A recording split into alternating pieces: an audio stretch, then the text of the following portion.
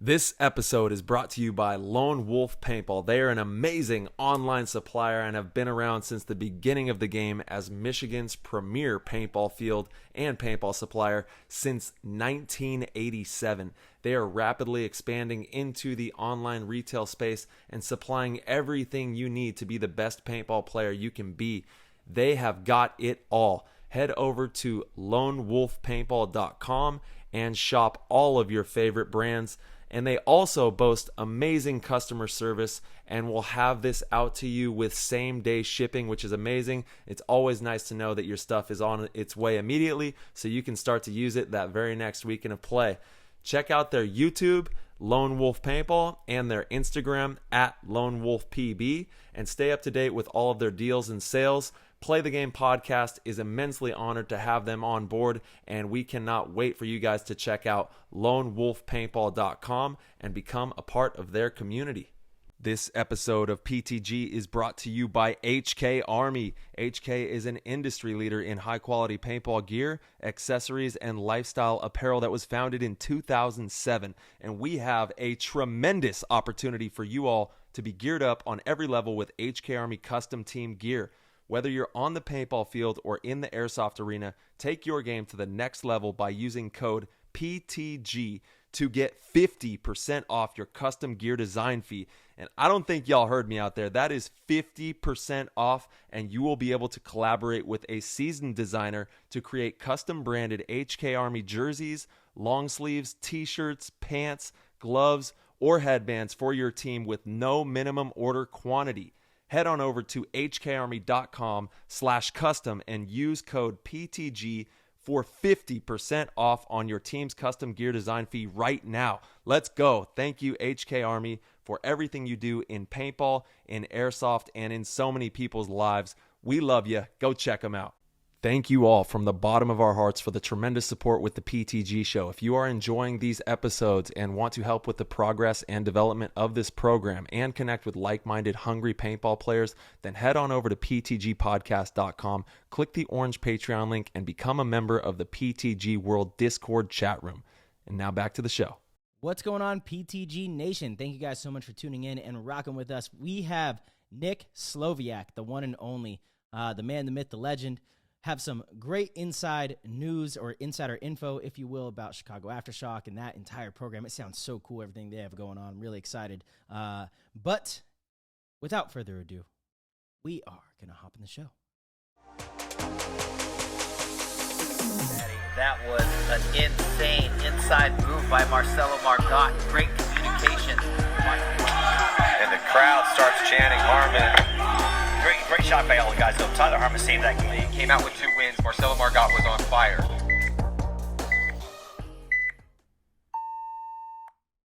Welcome, everyone. Thank you so much for tuning in. We got the greatest Nick Slowiak and Marcelo Margot. We were just going over the pronunciation of Nick's name in the old green room there. And I guess I can say it. I can say it either way, right? Slowiak, yeah. Slowiak. I think the W means that you're pronouncing 2 V's. So that's right. Slowiak. Yes. Slowiak. Yes. Strong, powerful, and we're great. And we're so happy to have you here, dude. Thank you for taking to be here. Thank you for taking a moment away from BKI to be here with us. Yeah. We love you. We love BKI. BKI is crushing it. This is actually the BKI crew right here. And we're excited to see everyone very soon out there in Texas. We're coming out there in just a couple weeks to go to the combine, so we can't wait to see you all out there. How you doing over there, Nick? I can't wait to go to Texas before that. What are you doing? You're going. What are you doing out there? Aftershock's having a little practice, a little tryout, a little evaluation set. There we go. You want to dive right into it? Yeah, let's dive right into it because everybody's been talking about Nick Slowiak going to Aftershock. It makes sense. That's your roots. Everyone's sharing photos from like 2011 when you guys won in Vegas, and there's photos of you in your Aftershock jersey, and it makes sense. I think it makes sense. Really hoodwinking everybody. They think they know. They have no idea. They have no idea. What don't they know? I think we just confirmed what they all think they know. Well, so Todd had said it. He did an interview. I did an interview with him for Die, and he did one with Zyzik for Major League Paintball, and Zizik's thing, Paintball Nerd, where he confirmed that there's going to be a practice. And there'll be evaluations of players, but there is no roster. Like there's no one on it. And I know that because I'm not on it. And I bought my plane ticket just like everybody else that wants to be a part of this or have this opportunity to be a part of the team. And I have to go out there and I have to perform, so like I can't, people say, oh, of course you're on Aftershock. Like, no, like I'm not. Like I think it's one of those things it's nice too. Like you shouldn't just assume you're on anything, it's a test. And if there's one thing I can take from Shane saying it, the axe is always sharp. Well, I mean, that's also that applies to before you even get there. So, you might not even have to use the axe. Mm-hmm. Well, that's the mentality, right? That's why you're going to continue to do great, is because you're an overachiever, man. You're not just looking to scrape by. You want to go out there and you want to perform, Yeah, that's why people go to World Cup. Watch Aftershock pound people. Hey, that has not happened since like 1997. Shout out to Push, old quote there. Since 2010 actually, when we got 7-0'd by the Russians. Eesh. I'm pretty sure in 2015 we also mercy rolled you guys. But that was the finals. Semifinals. No. Did you Dynasty? Yeah. I was on 187. You were not on Aftershock, that's for sure. I think Dizon was LJ. Yeah, they had a really good run at Cup. They did. They did really well. They played really well. Chris O'Seen, Dizon, LJ, because we all got let go from Heat, and those two went to Aftershock and went to 187. Yeah. But anyway, there's an evaluation practice. Blast Camp will be there. X Factor will be there. There'll be maybe a handful of other kind of teams and people that'll be throw together teams there. But from what I understand from the list I've seen and the names I've heard, there'll be quite a few people there, there's quite a few people on the list. Whether or not they show up, I haven't seen a finalized, confirmed list of names. But I keep hearing more and more people on that, like coming up and to be added to that list. And some of those names are pros on other teams still. So, who? Guess. I'll tell you if you're hot or cold. Oh, I'm not going to play the guessing game. There's like 200 pros in the league. Right. So we can go through that in like 5 minutes. Yeah. Hot or cold. Right. I like that. Yeah. What team do they play for? What color jerseys do they have? Blue? Red? Oh, their jerseys aren't. Okay. So it's not Heat. It's not the Ironmen. Huh. Oh, well, I mean, the people that I'm thinking of, these are people that I think would surprise you. These aren't names I gave you before. Oh, right. the red light wasn't on in the corner. I was gonna say, I was like, I'm pretty sure. Sure. Yeah. No, there are players. There's other ones. Wow. Yeah, there's other ones. Oh wow. Think black, think white. It's kind of cool. It's kind of cool that there's this team that's forming. It's an old school iconic brand in Aftershock. Todd Adamson is making the comeback. I when I first turned pro, got to play with Todd, and what a tremendous individual. He is actually, him and Billy Saransky, Todd, single-handedly taught me that you don't have to look good on the field to be really, really good. Like, I remember being, 15, 16 years old. I get on the team and, this guy's getting all the spins. And he's shooting teacup style, fakie, both knees under the bunker, out of the left side. We're playing full-blown X-ball. I'm like, what? I don't understand, But the amount of 1-on-2s and 1-on-3s that this man pulled off on a consistent basis. And then you hear him talk about the game and the way he was in meetings with strategy. I was like, oh, I get it now. So to this day, it's funny. I'll when I go and coach teams or something, sometimes there'll be a little bit of division. And some players think that other players don't deserve play time. I ask them why. And, fundamentally, this is off, or he's slow, or he's this. I'm like, okay, well, let me watch. And then you watch and you realize that player has something. It's IQ, it's experience. And you go, you might not see it, but this player is really valuable to your team, and it's true. And I've really learned that. And Todd Adamson is absolutely the first person that I totally shifted my thinking in that. Because coming up, it's like, we were kind of the younger new generation, and we were taught you have to be fast, you got to be in shape, your fundamentals have to be on point. If you're looking left, you better shoot left-handed. If you're looking right, you shoot right-handed. Starting off the gate, everything has to be done the right way. Yada yada yada. And this man was just out there punking people, teacup style, looking so goofy. And it was incredible. So, seeing Todd come back in, really excited to rebuild the Aftershock brand, which is the team that built his legacy with, is really cool. And I think that's why, you're seeing a lot of pros probably, gravitate towards that. And it's cool that it's, no one has a spot. They have to go earn it. It's that kind of old school mentality. Nothing is given. Everything has to be earned or taken. And I'm excited to see, what comes out of that weekend. Me too. Yeah. Yeah. Yeah, we'll have you back on, and you're in the Discord, so I'm sure we've been having a lot of fun in PTG world. And Todd is the man, dude. Todd is a legend of legends. The guy is one of the nastiest to ever do it, and I will say the man has one of the sharpest mindsets of anybody you'll ever meet. Just really savvy when it comes to player personalities, business, life in general. And I think that having him at the helm and with such rich history as well, I mean, he has the history in the game. He's got the roots. He has the wherewithal to understand, the real intricacies of pro paintball.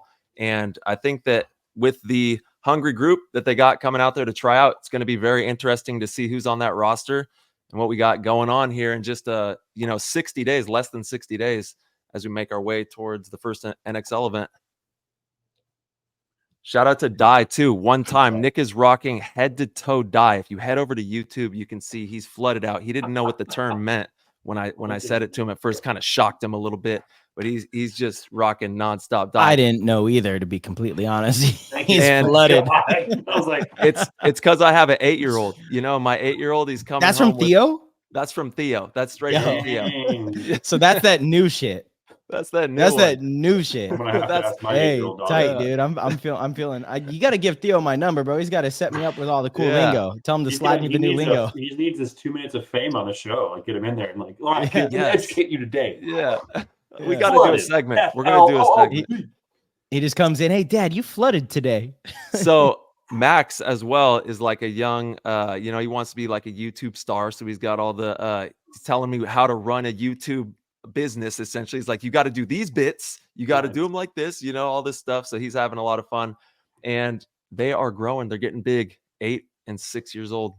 Max and Theo growing up quick. And Nick, I have to say, man, you are the best father in the world, dude. Like the way that you handle yourself through adversity, the way that you are as a man, you're truly someone that is a hero to me. And I'm being dead honest with you as a father figure.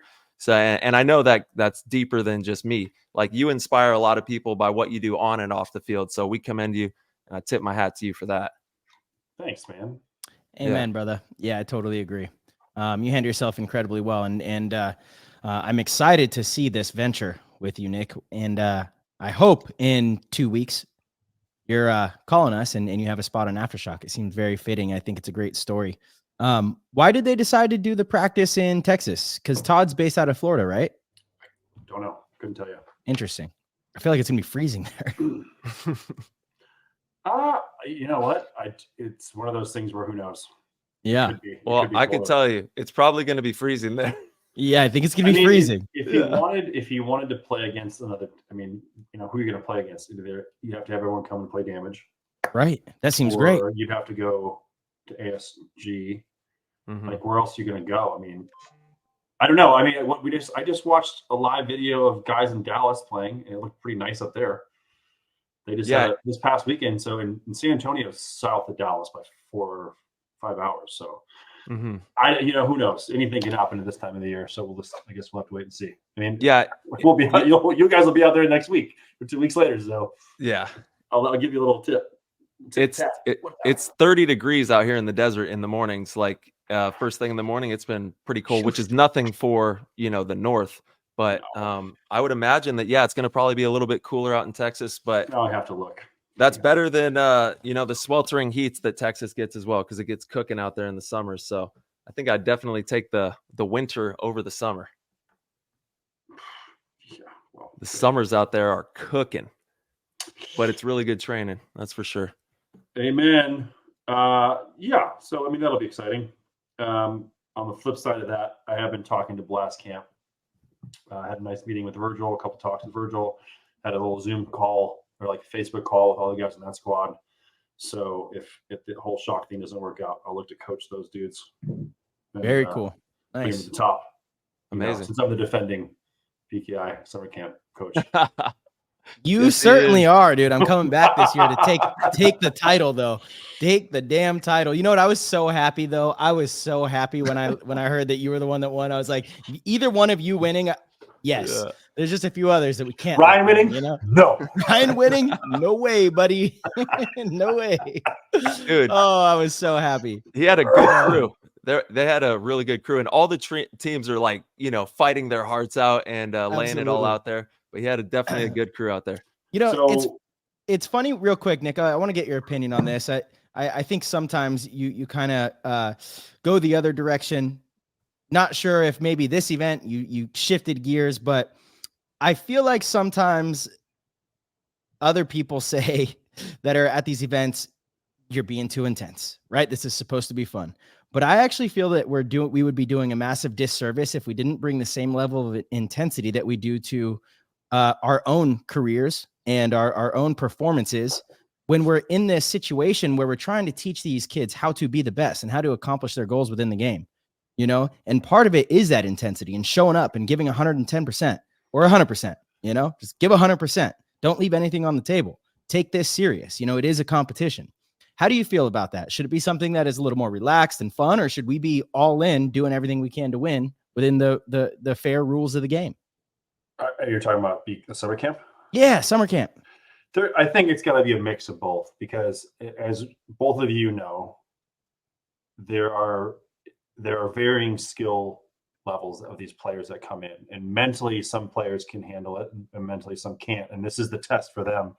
And this is where it's always important as a coach, you give these players feedback, and this is where I think it's a learning experience for all of us. I would love to be 100% 100% of the time, 100% intensity. But if you do a good job of removing yourself from the box or taking a step outside the box and looking in, and we know this because we work with these kids all week, you got to know when you've got to tone it back. So I think there are times when you have to make it 100%, and if you get any pushback, you can treat that a certain way. But I like to I made a mental note at the summer camp this past year, and I was like, okay, hey, look, you asked. This is for Rascal and his compadres. Like, look, you asked for the real thing. Like, this is what you're going to get. Like, if you think, people always ask, what's the difference between playing pro and playing lower division? Like, that's it. Like, the intensity, the focus, the care. The care and the ability to not make mistakes and to bounce back from the ones you do. It's the way you handle and hold yourself. And if you're not being pushed in one area, you're going to let yourself slip, and that's where mistakes are made. So you have to be pushed, and you have to be willing to take that. And so you want to test of how it's going to be? Well, let any one of us coach you. You're going to get that. But I do it's a delicate balance in that regard. If you are coaching, and Marcel, I think you would know this, and Tyler, I'm not sure how much coaching you do outside of Heat and BKI and whatnot. But if you're coaching a WCPPL team or any other regional event team, you're going to get 100% intensity all the time. Like, this is no joke. Yeah. But you, again, as coaches, as role models, you just have to kind of recognize the situation and try and take everything into account, because the one thing you don't want to do is, take little Timmy and who's 14 and has only played 1 year. Yeah, and ruin the. So what I will say, I have coached, a fair amount, done a little coaching. Yeah. Yeah, but that's how you would coach no matter what team it is, whether it's a pro team or not. You can't be 100% with every single person on a pro team. There's like certain players that you're going to get through in a different way. High level players that are fully committed. Yeah. So that balance and back and forth, I think, is always there. It's not totally what I'm referring to. Okay. I think I laid it out when I had the meeting with the Blast Camp guys. Like, this is how I would do things. This is how I would coach. And there wouldn't be any different from that. Like, I'm not holding your hand when it comes to this. Like, you guys are young, you're in your mid-20s, but you're going to have to act like grown-ass men. And it's not to say it's my way or the highway, but you can't get something done, you can't provide information, like you're not going to play or someone else is going to go in, we're going to have to change stuff up.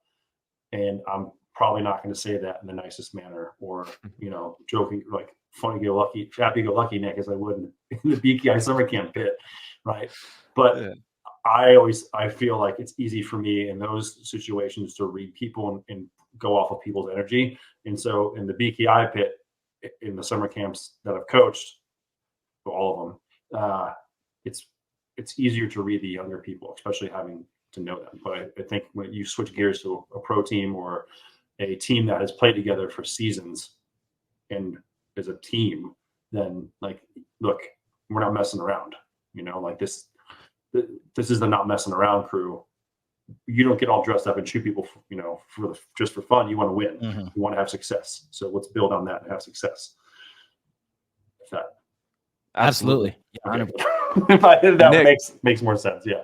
You're not going out to Texas to be like practice for your coaching gig. You're going to play. Is that right? You want to continue? Yes, to play I am pro going paintball. with the intention of trying to make be on the team. Because there was rumors that you were retiring. There was rumors that maybe you weren't going to play.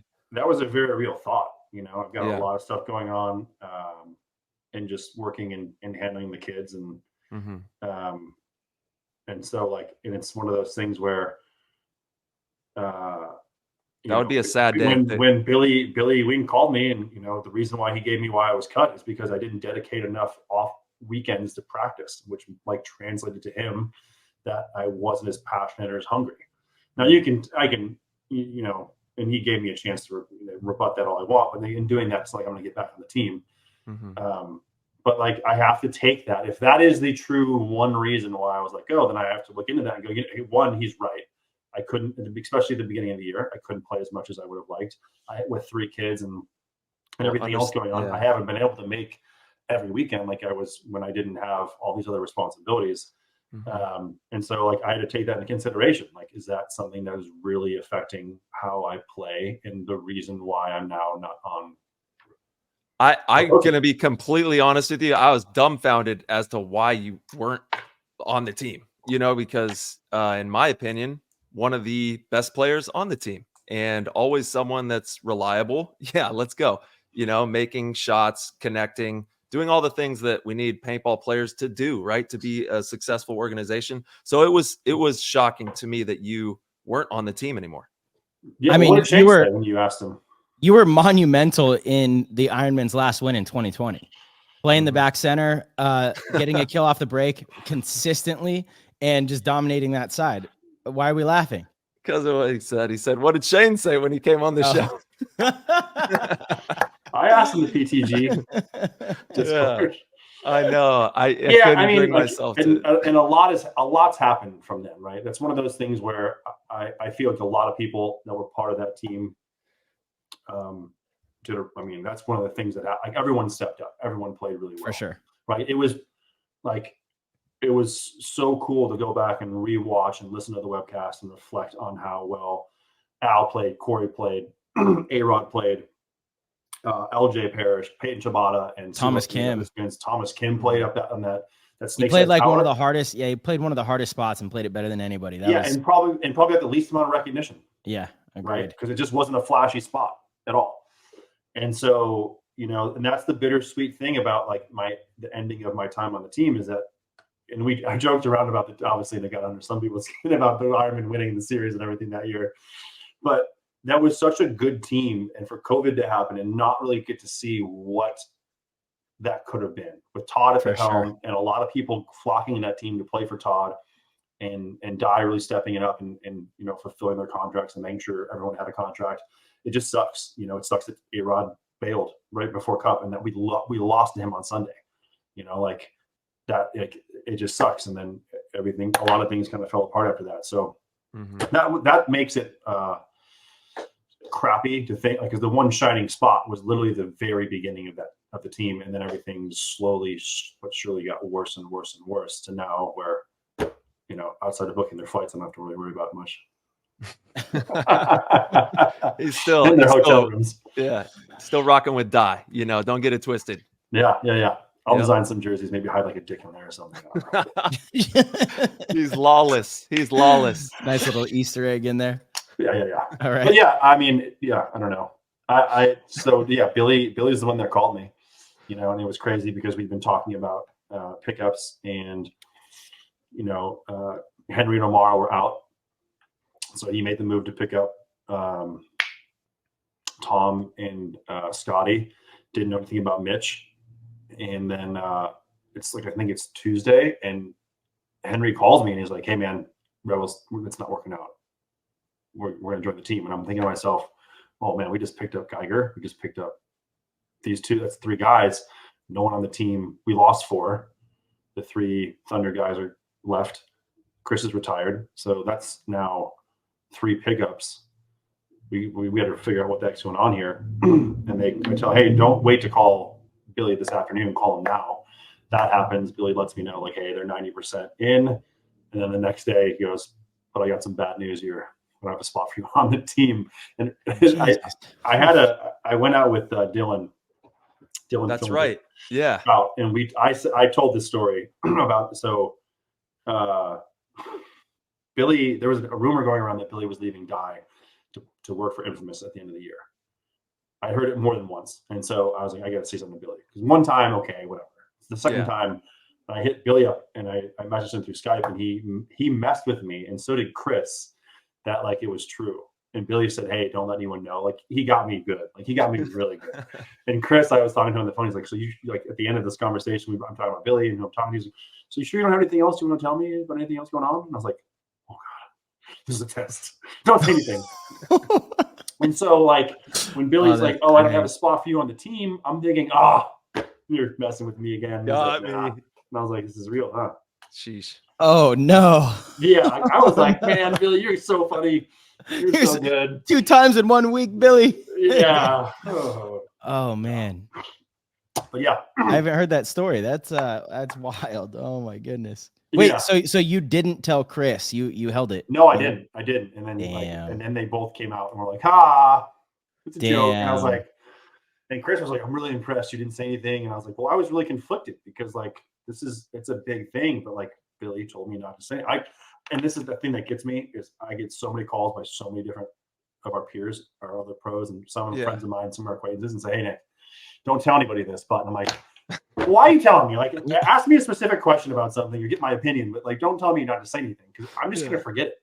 Yeah, because that makes it that now people go, "Hey, remember that?" I'm like, "No, you told me not to tell anybody." So yeah, so it's in one ear, out the other. Exactly. Oh, I hate What a man. What a man. Yeah. Anyway, that's funny, dude. So is this tryout for Aftershock? Is it invite only? Is the whole world showing up? Because I would imagine there's going to be people out the door if it is. It's definitely invite only. And I was talking to Todd the other day, and he said that because I'm designing. I helped design with SK the Aftershock gun that was released. I do the jerseys for the Ironmen. I did the jerseys for Shock. And so I've been doing a lot of stuff behind the scenes, did the interview with Todd. So I've been going back and forth with Todd on the products that he wants that Dye is working on to provide for the team. And he said, "Oh man, Tammy got a hold of my phone the other day, and like I don't check my messages, and he's like 150 like unread messages, all from like the day the news dropped that Aftershock is back." And so like, yeah, there's people at the woodwork. Oh yeah, hitting him up to try and go. I mean, he said where it's at, so people show up, I guess. What are you going to do? Is Drewby going? No. God, I wish. Trust me. I hit up everybody. That'd be tight. Like, let's get Lawhead and Trillet, and we can get Josh Yost, and we can get Socine and LJ Parrish, or not Parrish. John Woodley. I don't know what Woodley's. He's. I don't know. I heard that he's no longer playing with the MO Kings. Right. I know. You saw the list, bro. He's not on it. Okay. He's not on it, but some other ones are. Some other LJs. MO Kings. Oh.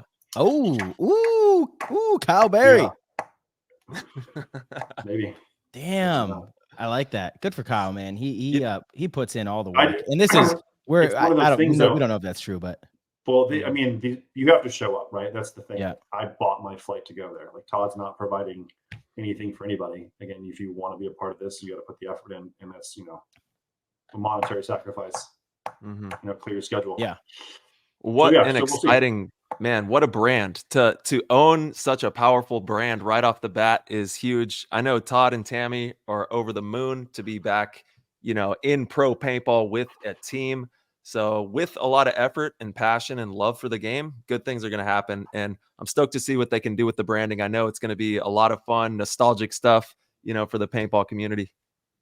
Yeah, I don't know. I've talked quite a bit with Rennick, and he said this. I don't know that there's anyone else he would have given his blessing in the name to. Yeah, certainly. I mean, because and you both spoke really highly of Todd. And like the one thing I've taken away from talking to him more, from doing the interview, is that he's just a winner, right? Like it's just one of those things where, and I got lucky in growing up in the Chicagoland area to be able to watch him and Billy Saransky and Kenny Clamper and Bruno and all these guys, the Malczewski brothers, like, and the Image guys come in and play at Badlands. Yeah. One of my favorite memories is when the Ironmen came and actually they played X-Ball. And I can remember it was like PSP on XL X-Ball and laying on the ground and watching. First off, the guys are training with their guns pointed down, right? And we're traditionalists in the lower divisions. Like, we're touching start blocks. Like, we're having guns up here. So these guys have to go like this. And we're laying on the ground. We're watching the amount of paint in the air. And it's like, no, we're good. How does anyone live? So these guys are shooting guns that are like not relegated by any rate of fire. Yeah. It was lawless back in 2003, 2004.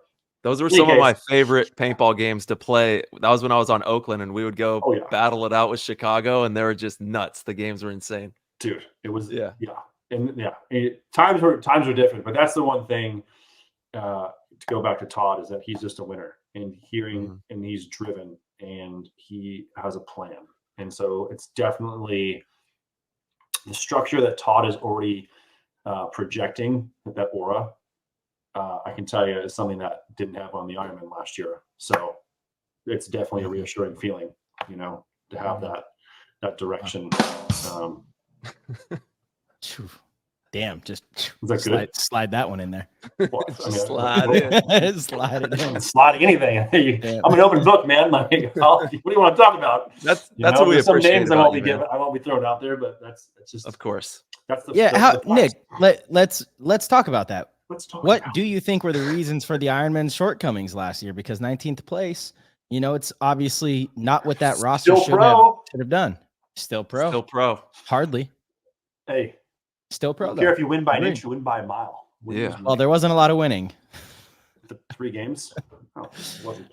I look at that roster, the team that you guys had last year, and it was a much better team than a 19th place team.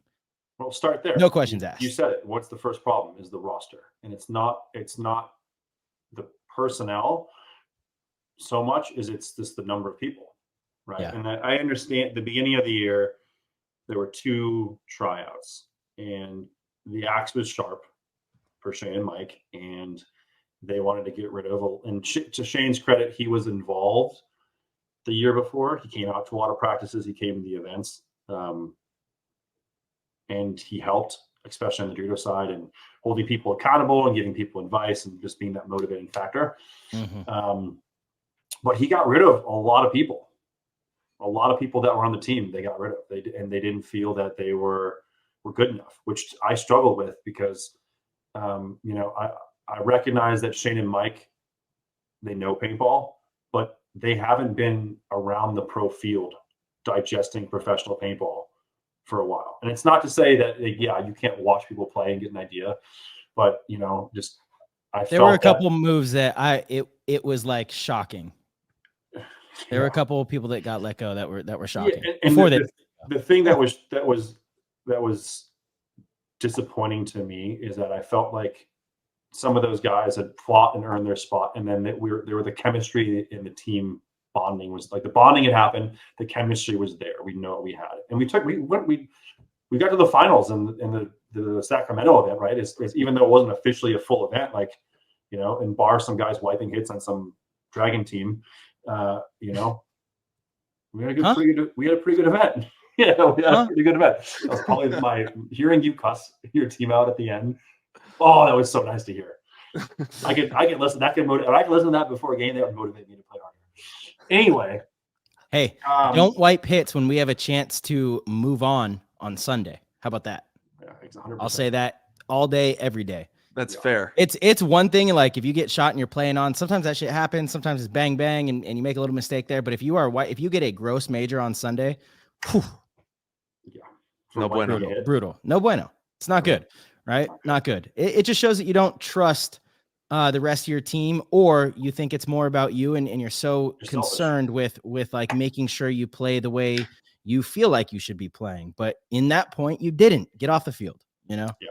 Man, he really let him have it too, huh, Nick? I was there. I loved it. And I loved it because I heard it live, and then I heard it recorded from multiple angles, like surround sound. It was awesome. Yeah. I'll never back down from that kind of stuff. I just won't. The team did decently well, and I felt really comfortable with that group of guys. And then a lot of guys came into that tryout, and you know, a lot of the guys we had were let go, and we brought on a lot of new faces.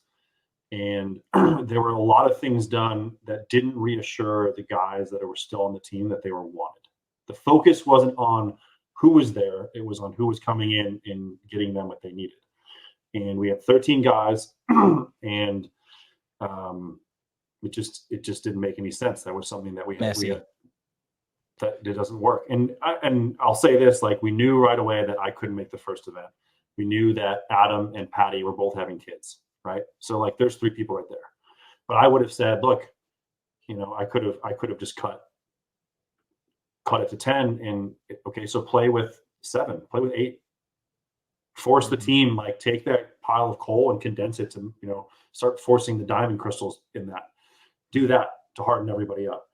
It didn't happen. And so we went out throughout the year playing with 12 to 13 guys, and then, you know, Trent gets cut in a move that I felt like, you know, I didn't agree with, and I felt there was ulterior motives there. Like if we get rid of Trent, then Keith and Kyle will leave. So now we're at 10, and we only had to do like one person, you know, like so I didn't like that. I definitely will say though, like, and throughout the entire thing, even from the beginning of the year, the one person I have to give like a lot of credit to, and it's someone that's been a solid rock and foundation for words of wisdom, has been Billy Wing, even though he cut me from the team. But he has a very good, he's very knowledgeable, he's very smart, and he's very direct, and he's got a very good outlook on things from what he's been through and in his career in winning and being part of DI and being part of the Ironman. So he was definitely someone that in all those situations I had the opportunity to talk to, both as a player and like as an employee to get things. And I definitely like respect his opinion, and I can understand things, but still I'll say that just didn't click with me. Just didn't make any sense. And that move there really made a lot of people unhappy because 1, they didn't think that was the person to cut. And 2, no one like really saw it coming. You know, and that was a person that played a lot and did good things, you know. Definitely, dude, Trent's a young guy. He's gotten a lot better with his attitude, but you know, he still needs some molding. He needs some hammering. And I would say like that's someone that I want that. I would relish that opportunity as a coach to build upon that person, because that's a future. That's someone that I want to, that's a card I want to keep in my deck. It didn't happen. And, you know, for whatever reason, he was let go. Heard one story from Shane, heard one story from Trent. It's done with. Now we have 12 guys. And it just was the inconsistencies and the lack of structure, I think. And I think a lot of guys' confidence were just like, you know, was out there. It just wasn't, people weren't sure. I mean, I talked to Nikki and Fran, who were let go from the team, more so with Nikki in this regard, because I was going over points played. Like I didn't play a lot. Like, when it came to just throughout the events, like I played maybe half the points, and a lot of people, you know, the people that played the most were between Trent, Chris Tregarth, and Clay, and then Kyle. So there were guys that played, and a lot of other people were spread around. They didn't all play at the same time, and so that also hurt people when you're not playing consistently and regularly with the same group of guys, and there's people sitting, and you don't know when you're going to go in, and you don't play the field a certain way, that weighs in on the back of your mind. There's a lot of small things that built up over time, and a lot of the guys' heads that I think caused them to not have faith in the system. And over the course of a year playing and being coached a certain way, and then getting those results, like things got more negative. And it's not to say that Shane and Mike didn't do a decent job trying to build off that. They definitely looked to have fun. They looked to build camaraderie, but I feel like it was just too too little. Like there wasn't enough of that. And it was one of those things where, make the roster 10, it's just business, it's not, and you don't burn bridges with people. Like, hey, look, we need 10. Like, this is it. Yeah. Not to say you can't come back and try to make the team next year or whatever, but like, this is just what the team has to do. Well, now they've completely cleared the slate. And am I correct in assuming that the Revo guys have to fight for their spot as well, or are they already on the team? So I've talked to Billy about the team because I'm still involved with it. And so I've got some insider information there. I'd still talk to Clay, Kyle, Keith. Yeah, quite a bit. That's your boys. I've talked to Henry. As far as I know, there's 11 guys on the team. They want 9. So whether they figure out what happens at this practice they have in 3 weeks against Dynasty and Aftermath at ASG, and cuts are made there, or they take 11 to Vegas and then they have to make cuts after that. I don't know. I've heard, the 4 guys from last year, McGowan, so Mike McGowan, Keith DeVitt, Kyle Nicolau, and Clay Hughes are all on the chopping block, and two will stay, 2 will go. And I've also heard that they ride with 11 at the first event, and all 11 of them are on the chopping block. I don't know. I don't. Yeah, I don't know why you would, especially the way it sounds like they didn't think they were going to get O'Mara and Henry. So they picked up 2 other guys and then did get O'Mara and Henry. So I don't know why, like the new guys that they picked up, kind of what seems is to be a secondary pickup. They wanted O'Mara and Henry first. Why wouldn't they be on the, I kind of like you roll with 11 and everyone's, if that's your motto, if that's your stance, I don't know why you would put, I watched some film before we had Shane on of some Ironman matches at World Cup, and McGowan played pretty damn good. And Nicolau is a stud. I think when he first came into the league, he was like so hyper aggressive. People weren't ready for it. And then people were able to kind of realize if you play the Ironman, put an extra gun that way, just have eyes on it. And it did kind of slow him down quite a bit. Once he adjusts to that, I think he could be really good, And so, to me, I don't know why you would choose which 4 on the chopping block already. I think honestly, I would just say Henry and O'Mara at this point might be the only 2 that are not. They have the most experience. They're by far the 2 best players on the team.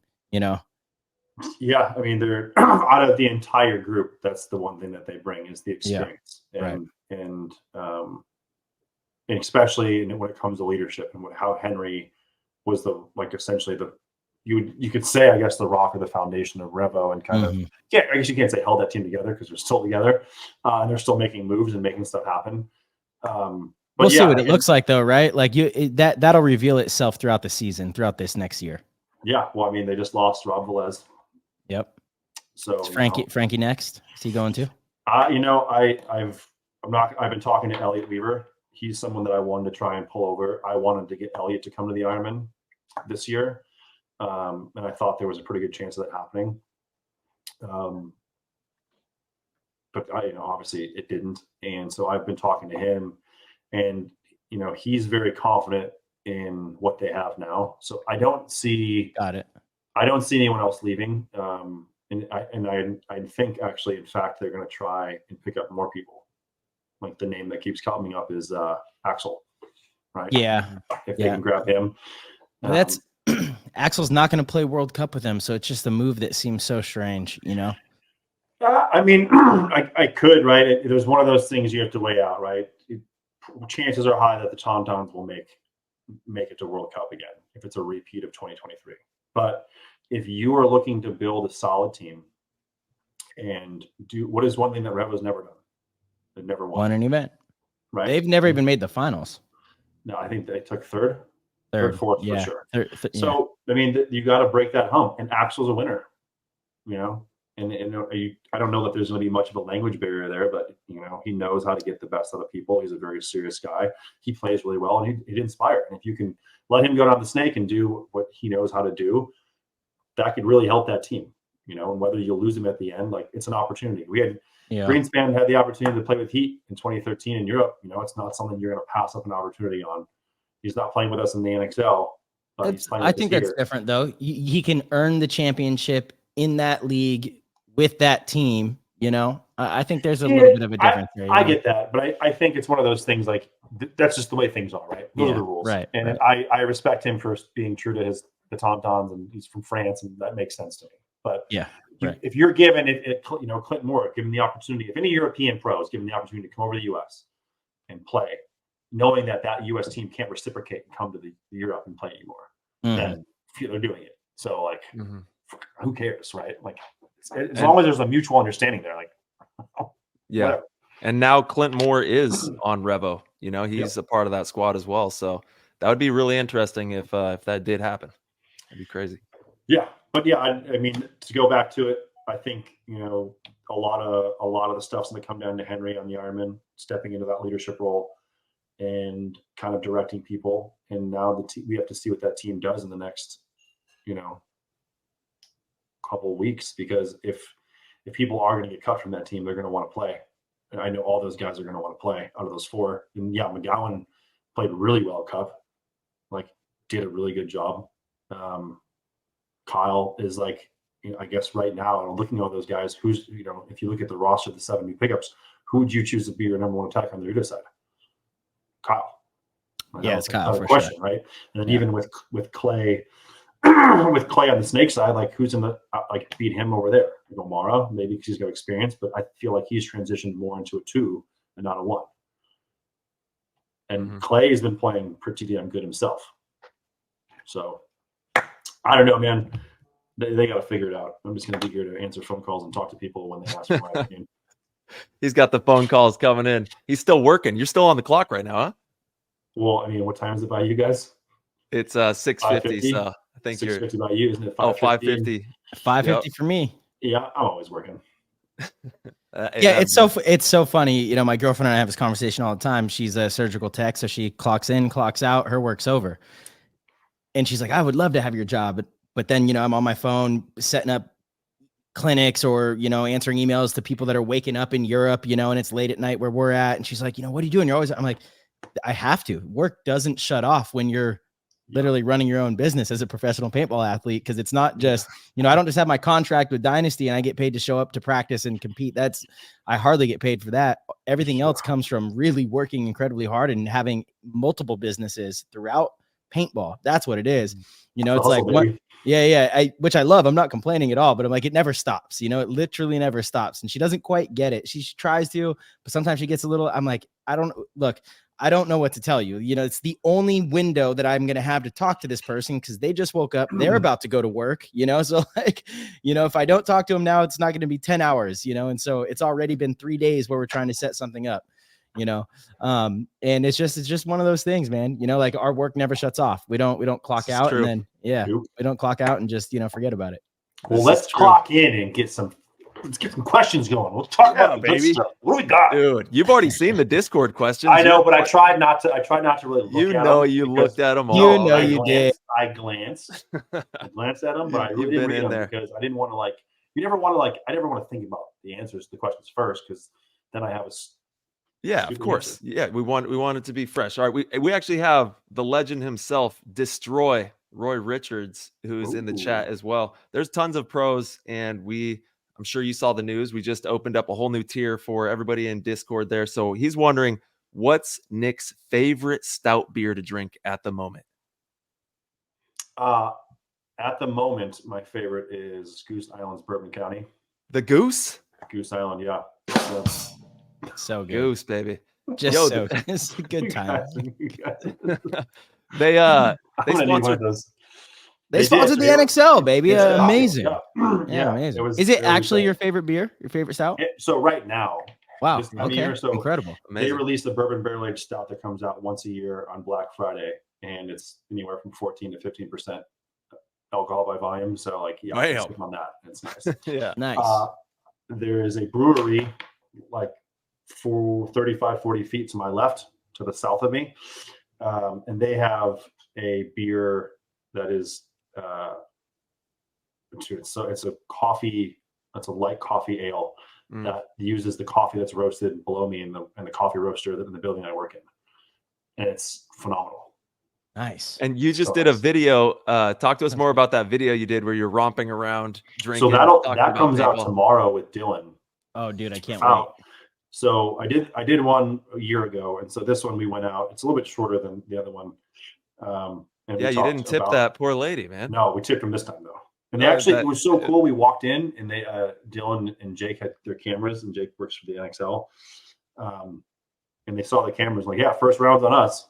No as long way. as you There we promote, go. as long as you promote the building. And so we made sure, They like, get hey, it, if you're yeah. in Kenosha, but yeah, that'll come out tomorrow. We went out and did some drinking.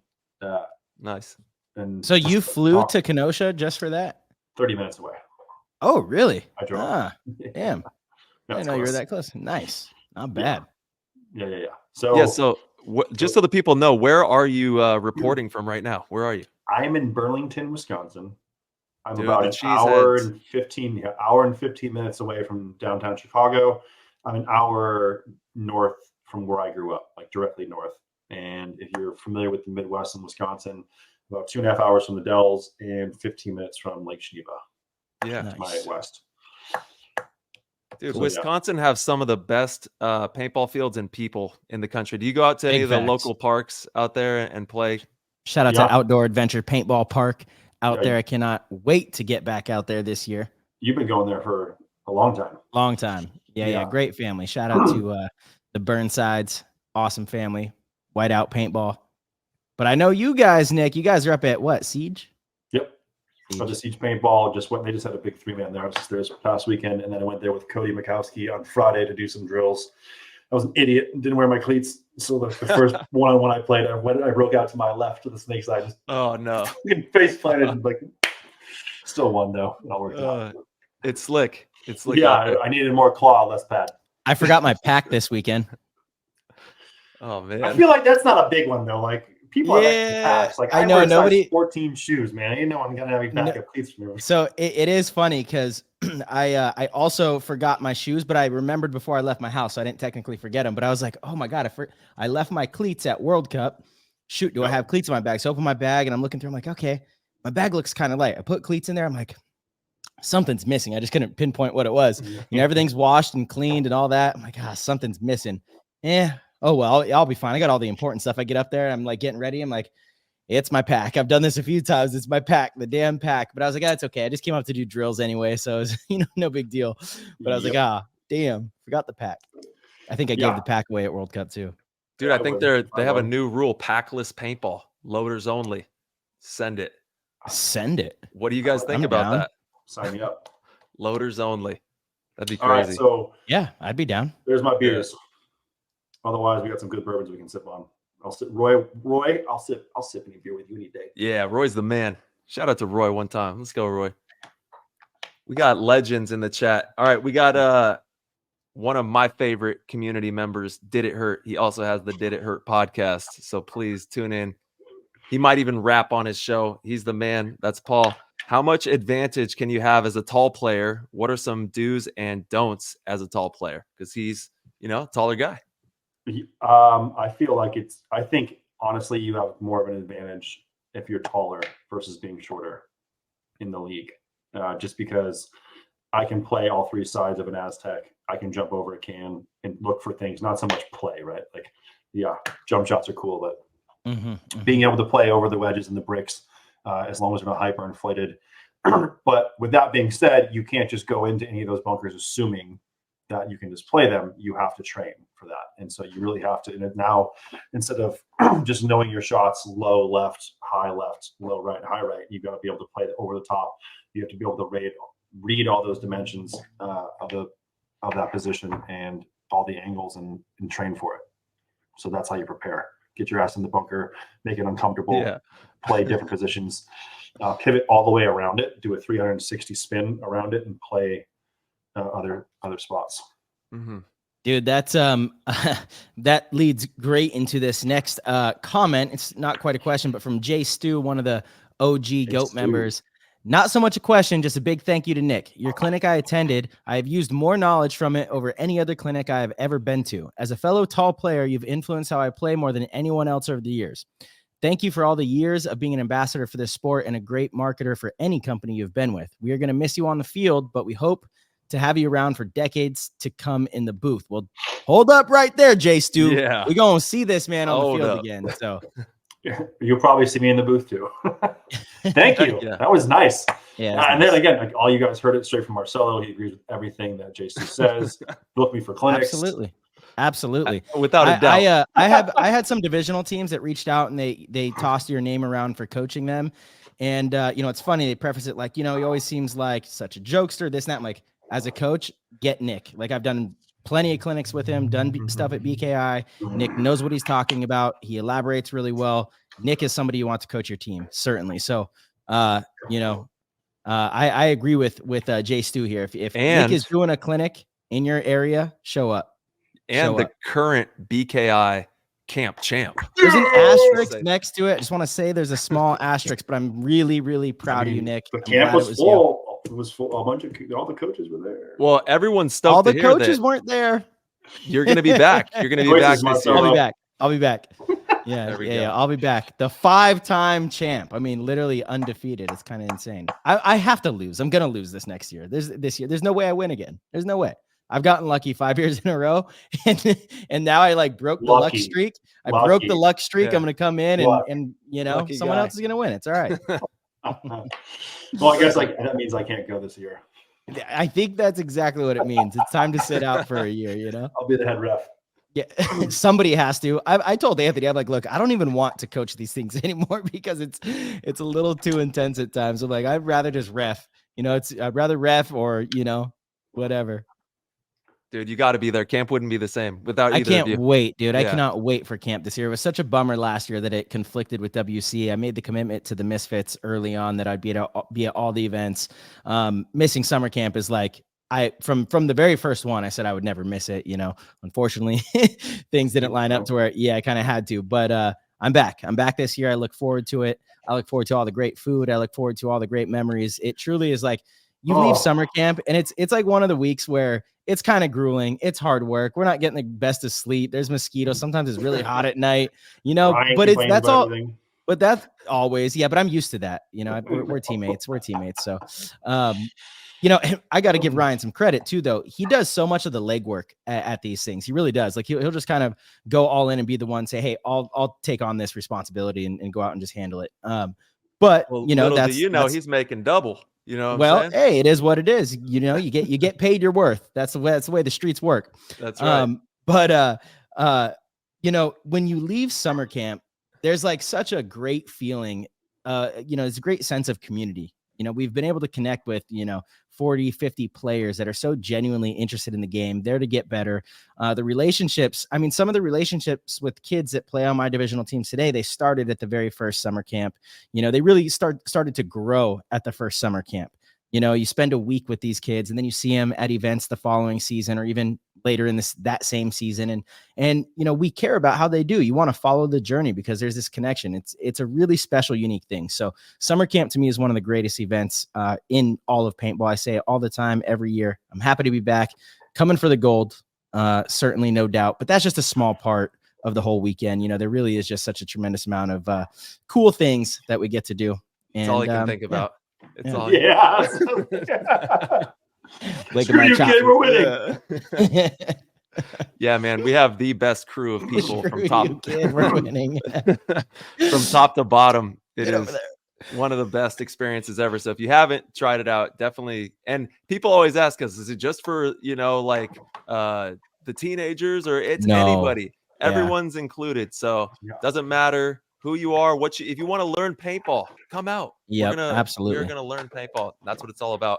And Carmen cooks up a feast, dude. A feast, an absolute feast. We're just gonna have a BKI podcast. That's what we're gonna talk about.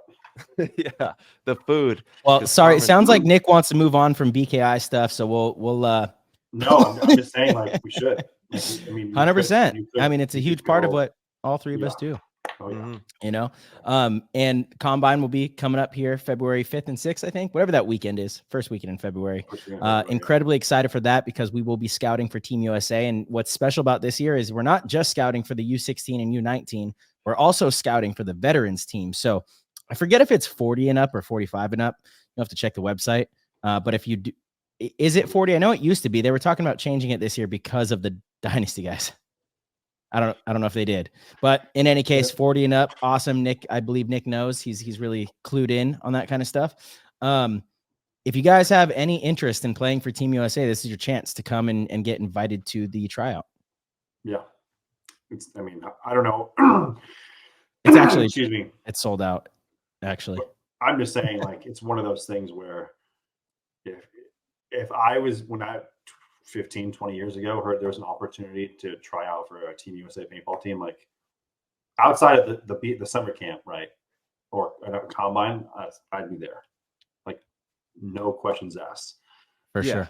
If you're looking to take your paintball career to the next level, getting in front of the pro players and getting on a team like that is going to be something huge for your resume, right? You're building this resume, and the minds that are going to be coaching you are going to take you to those next levels. So really take it serious. Go on BKI and study. I think that they have everything on YouTube as well, or how can they study the drills in order to be prepared for the clinic or for the combine?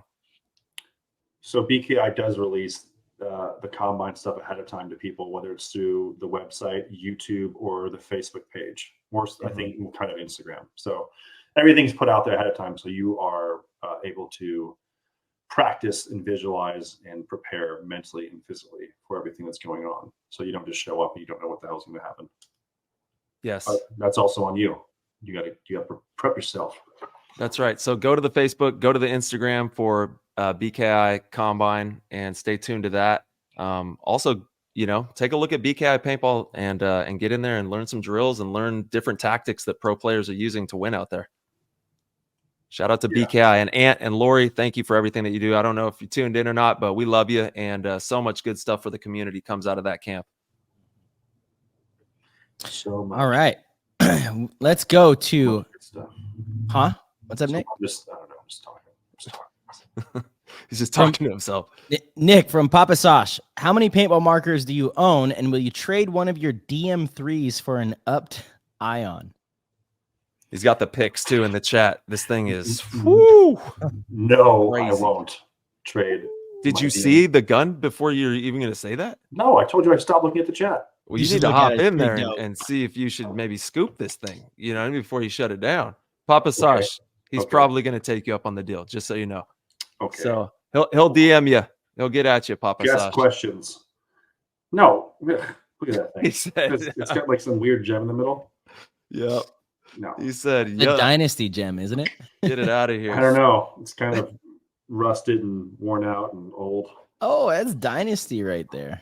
Yeah. Okay. Well, you know what? If it's signed by Angel Fragoza, who is the only Dynasty member to use that on the team, I'll do it. Okay, Papa Sosh, get it signed. Get it signed. Good luck. I've got a couple pretty nice. Yeah. What kind of old Shock Tech guns do you have laying around? I know you got some. I don't have as many as I used to. I posted a picture of an autococker, a Gen 2. That thing is clean. This is one of the Shock Tech ones. They did a couple. Shock Tech actually did the Trauma, and I think they did some of the other ones too for some people. I have way less guns than I used to. I've sold off a lot of my old autocockers, and even some of I had an original Ironman Matrix. I've had Toxic. I've had some free flows. I've sold off a lot. So I probably right now have probably close to 20 guns that I would say are not tournament guns. I watched the Ironman Matrix get built with Rich Telford and all those guys out in Modesto. That was crazy when those came out. That was cool. Yeah, it was. Yeah. Shout out to Telford. Yeah, I'll tell you what, it's crazy to me, and talking to and talk to Rich, talking to Matty Marshall, talking to Steve Ravikoff, their jobs were putting together barrels and guns. Mm-hmm. That's all they did, and then they played paintball. So yeah, I don't know. Awesome. Definitely not going to trade you. Cool gun though. Womp womp. You got to give the womp womp. Yeah. Where's that button, Marcelo? Where's that? I'm guessing. Yeah, I guessed it right. Oh yes, dude. That's some Post-its or something. It actually comes with a cool cover. I just was stubborn. I was like, no, I'll remember this. How hard can it be? It's the color, and then I just blow it every time. I know. And I also need to update some sounds to this, but it's also kind of funny when I go. maybe it's not funny. When I'm like, oh, I'm going for the womp womp, and then I give this. Oh, I didn't mean that one. Ooh, I like it. It holds that wah for a It long time holds. there. It holds. Yeah. All right. So what happened to Let's Talk Paintball vanished? Do we got any news on that? Yeah. Hit us with the juice on that, Nick. Yeah. What's going on with that? With Vince? Vince, the Instagram has taken down every single one of the posts. I'm just curious as to I why wanted to reach out to him because him and I were doing a lot of talking with everything going on. He reached out, and he's someone that like he'll send me like half truths through Messenger. Little fishing. Yeah. And I'm like, look, dude, I don't have time for this. Right. Yeah. Like, call me. Like, let's not pussyfoot around here. Like, I'm not that type of person. And so we actually had quite a few good conversations, and it was interesting because he knew news. He knew I was getting cut before I did because of who he talked to. It's crazy. So that was interesting. But we talked about his role in the NXL and what he was doing, and I think a lot of people can agree that being thrust into now managing World Cup, he did a pretty damn good job.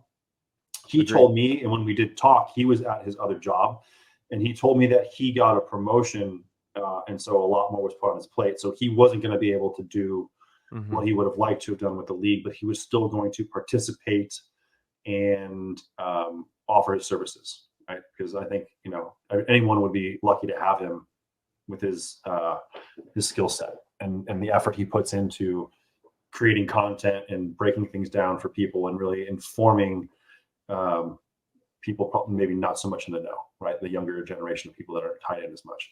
But I don't know. I saw a story about him saying something happened in a peace sign, and I was like, and then he like deleted his account. I don't.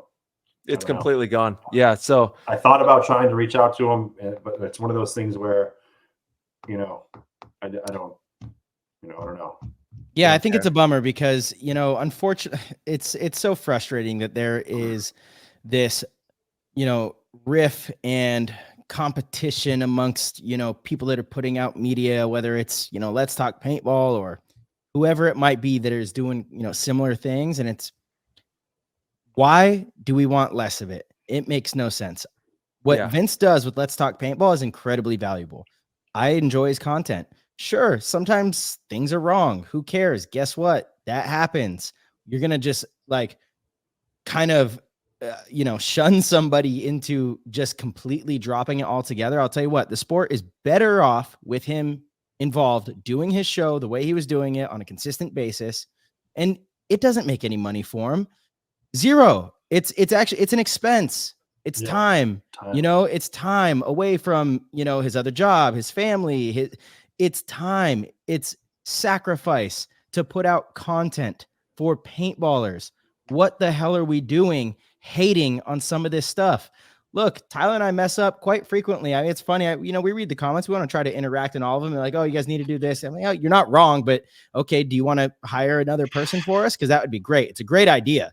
Great idea. Can we hire a third person? Nick, do you want to come work for free and do some of this stuff? Because the comments, you guys are spot on. But I mean, I don't know if I'm in my 1-bedroom condo here, I'm in my bedroom. Yeah. It's like, it's what we got to work with, and then I'm balancing coaching and competing and, having a life, outside of paintball as well. It's difficult, right? We do this because we love it. We do it because we truly want to help the sport grow, and we're actually putting action to those words. So Vince was putting action to those words, and we've done something to not accept him as a community to make him feel that he isn't wanted here. That sucks. That really sucks. Is that the truth? You know what? Good point, Nick. Maybe it's not the truth, but that's what I read from it. The quote he put was it was only a matter of time, and then a peace sign, and then he deletes his Instagram. I don't know. That seemed a little passive aggressive, and I know there was some conflict with. I don't know. I heard that there was some conflict with the photos he was using and this and that. Okay. Get all that, but damn, dude, we're hindering our growth. If there's, 10,000 people that tune in and watch Let's Talk Paintball videos, there's not a video for every hour in the day, right? There's just not of Let's Talk Paintball. So that person listens to that. And then guess what? Maybe, you know, Spick and Span or Play the Game or Iconic also share a perspective on that same topic. Those people that heard Let's Talk Paintball first, you're like, oh, I want to hear this perspective on it. It keeps people engaged in paintball as a whole. So to me, it's an incredible failure on the paintball community's part, not just the players, but whoever it is, to ever kind of bully somebody out of the sport. And again, I'm making assumptions. I'm not positive that's what happened. It's just the way that I took it, knowing the background. And I just think it's a total failure. And I wish we would turn our shit around so that we can actually go somewhere in this place, you know, and bring paintball to the place we want to bring it. Yeah, hopefully it's not gone forever. I don't know if you can like hide your account or whatever. I don't know if how it's working out. But as of this moment, it's not up and running. So we hope to see you back, Vince. 100%. Truly appreciate all that you're doing in the game, man. Yeah. 100%. Agreed. And all media, photographers, and everyone, people that are just producing That's right. paintball content. Thank you. Like it is helping paintball so much. Everyone. So, you know, even Scotty from Will Ball for Soup, I do not personally like a lot of the content he puts out. It doesn't fit my taste, but it's content nonetheless. You can make arguments of how I've heard the arguments of how it's bad for certain companies and this and that. Cool. Guess what? In every single industry, you have that type of media as well. So, you know, again, it's like one of those things. I'm more power to you. If you have people that are engaged and they're engaged because it's paintball related, that's a win to me. That is a win. So it's bad publicity. Yeah, absolutely. Yeah, well, I was just hanging out with Scotty, Will Ball for Soup, out here in AZ at Battle Zone, and he's going to probably be coming on the show pretty soon, I would imagine. So we'll get his perspective at some point. Yeah, we'll have him on the show. So what about? Can we talk about what he released on his Instagram? Tyler telling everyone that Elliot Weaver was on the Ironman. Dude, that was so funny. That was in the. Did you post that in the Discord? Somebody posted it. It was you. I posted it on the Ironman Instagram. Elliot posted it as a joke, and I hit him up. I was like, Elliot, tag team Ironman, and he did. Oh, that's I shared it on the Ironman Instagram, and within like seconds, people like calling me and like, what? Yeah. And I was like, that's a good thing. You should want Elliot on the Ironman. He's crushing it. And then I'm listening to your show, and you're like, oh, congrats on that. And I was like, ooh, we got another one. Got him. You got a big fish right there. That was a big fish. It was like, this is breaking news. And I remember I was like, because I didn't see it. I never saw the post, but I had like heard about Elliot staying, and I was like, huh? You sure? What? That was a funny one. No, but I'm talking about Will Ball for Soup. He posted something earlier. I posted a lot of things. Yeah, earlier specifically. I'm asking Tyler. Well, he posted. I don't know. He posted something that is something that you're close to with Die, right? That's what there was a whole blowout or something that happened with that. And I think, I think is that what you're talking about? Are you talking about the gun he posted? No. Tyler. I mean, so there's Dalton, January 2nd. What am I looking at here? No, it's in his stories. Oh, fuck you, man. Nick isn't phone savvy. He's not phone savvy. Stories is one thing like you can get lost in, and it's like he has three stories on his page. Okay, Monkey for a Gun. Okay, cool. What Todd will be coaching? Is that the one you're talking about? Yeah, I know that. I mean, obviously, yeah, that's the one he's talking about. Yeah. Okay. Well, I'm sorry, I didn't know. Like, when you brought up the Die thing. Good job, Nick. He see, like this is. I don't have time for half truths. Just freaking ask the question. Like, this is what it's all about, right? I wasn't asking you. I know. Well, I don't know that. Like, if you like for me, like you're over here, and Tyler's down here. So, yeah, I mean, I think it's man. Give me the steel sign. I don't know. Obviously, it's public knowledge, Nick. Well, I would not have said something. To me, it's not public. I got a phone call yesterday about it. I made phone calls about it because it's news, and when I make phone calls about it because I'm trying to figure stuff out, and those people already know, then cat's out of the bag. Yeah. And I will defer to Tyler in this one. Oh, okay. I've got plenty of subjects to move on to if we want. Yeah. Yeah, I think we will. Yeah, We'll we just will, move on. out of respect. But hey, everybody Yeah. give Will Ball for Soup a little look on the story. He's actually been with some. How does he find out this stuff? That's what I want to know. I want to know. I'm trying to I think. want to Like, know who the But here's the mole thing. is.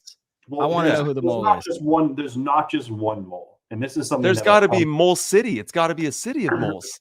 But a it's city like of it's one of moles. those things where I think there are plenty of people that are involved in the industry, in paintball in one way or another, and they get this information somehow, and they themselves can't post it, but they feel some sort of elation or release when they can give it to, whether it's the paintball troll, the pro paintball troll, any Scotty, anybody. I don't And get it.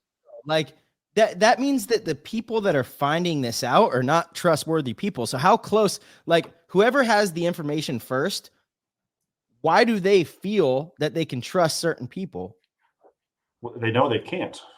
Well, I know, but they are. They clearly are giving that information to people that are telling. I don't think Like- that like, those people are known. It's just they do such a good job of giving it up. Or like some people, it's just information's released in circles where, you just Yeah, I don't know. maybe, People like maybe. that. They just want. They just. It is they so wanna be funny though. public. Like, Yeah, people are good. I like it. I'm engaged. I follow. I see all the stories. You're you know? engaged? I'm engaged. He's like, check out. Yo, there's what? When did this stories. happen? Yo, dog, chill, bro. She He's- listens he's to the he's show. Marcelo's his only Patreon subscriber. Damn, dude. I thought I'd be the first to know. Yeah, that's crazy. Congrats. You are the first to know right now. Just jokes, everybody. Just jokes. What was that next topic you were talking about? Just jokes. Oh, I got one. Honeymoon Let's talk destinations. about David Montgomery being in the same breath as Barry Sanders out there for his one of the only players to rush for 1,000 yards and 10 TDs. We just had him on the show in his first season with Detroit for the NFL, and he's in the same breath with Barry for that team. That's crazy. That's awesome. Yeah.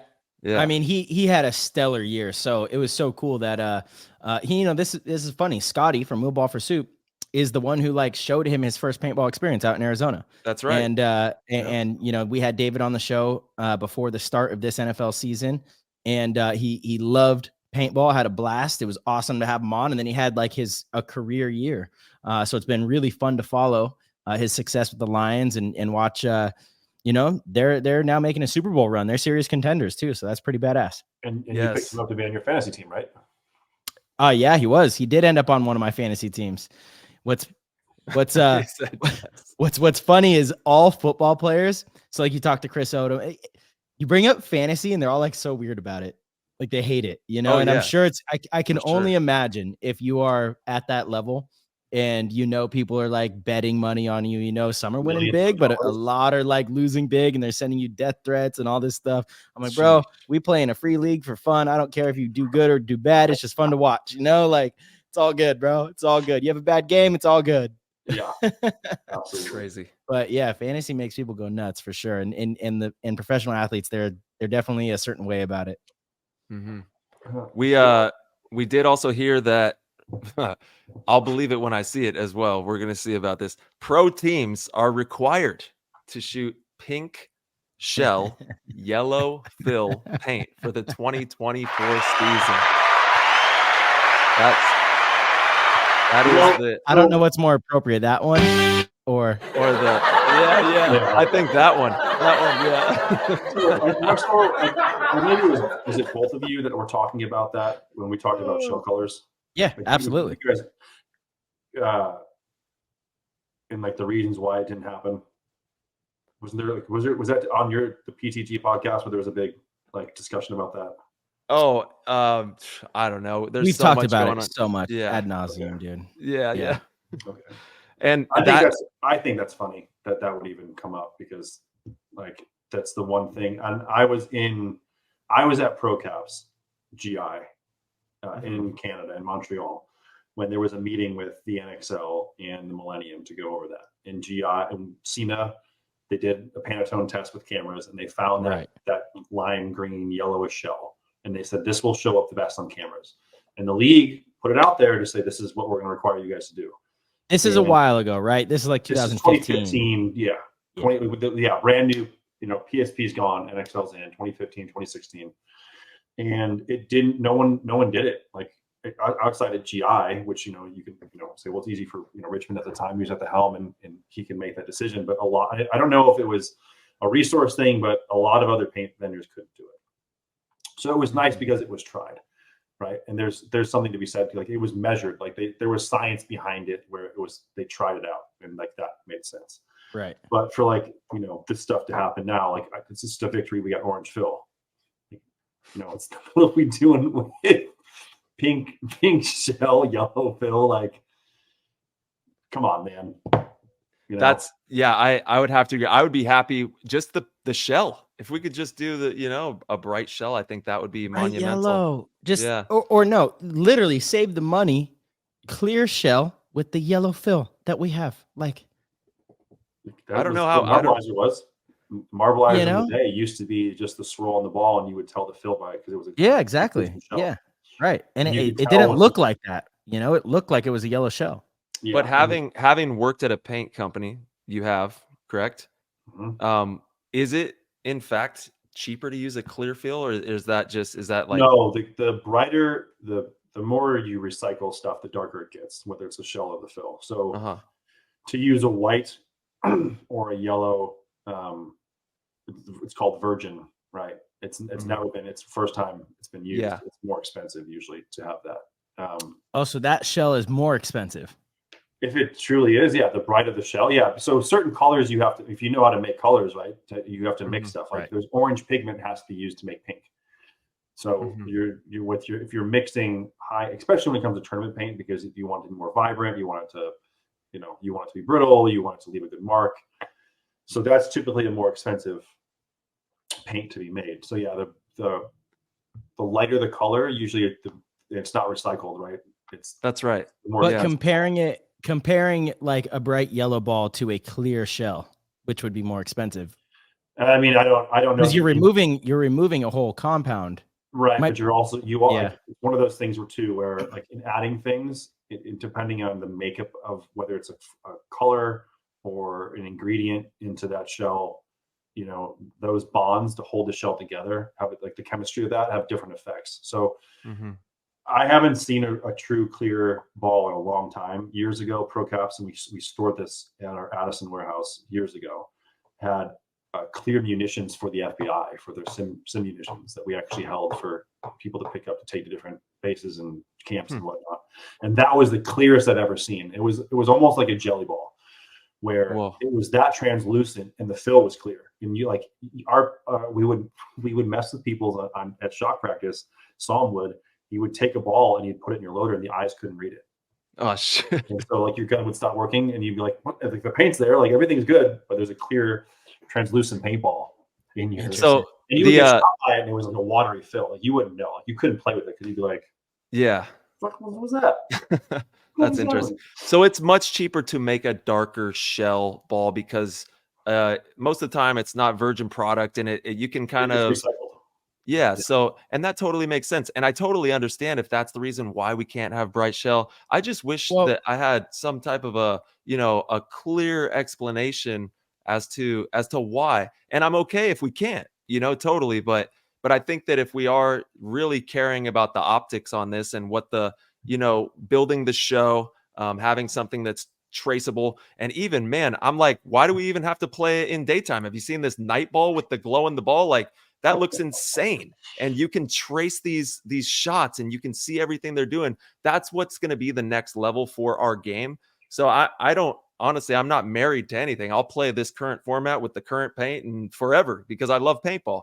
But I'm just thinking, kind of outside the box and for the future of the game. I think that it's very, very necessary to add that optic to the game. I think it will help in so many ways with camera, with people watching, all the above.